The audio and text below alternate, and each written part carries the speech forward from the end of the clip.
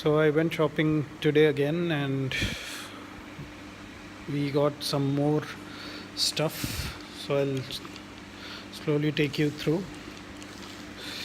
So I got an Apache RTR speedometer cable. I got an Apache RTR brake hose.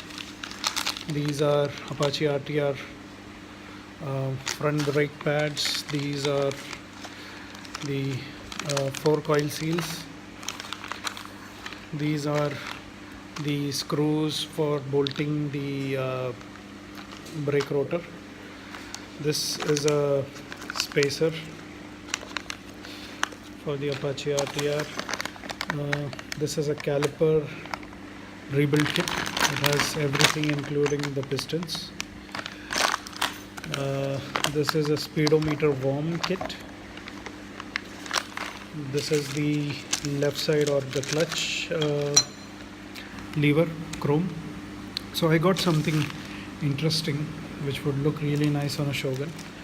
This is an enhancement that I had planned since I bought the bike.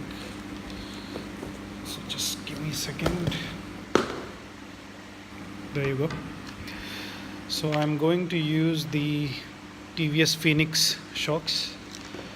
These are pretty expensive shocks at 1235 rupees each. So that was a pretty expensive thing to do, but if I need to do it my way, it has to be done properly. I also got something else for all my bikes. These are the number plate frames.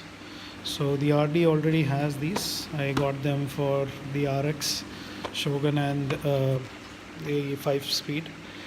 So update on the 5-speed, it has a paperwork issue. So basically the paperwork had expired on that, so I'm going to send it to get the paperwork renewed. So once the paperwork is renewed on that, parallelly I'll start the work. So next in line is the 5-speed.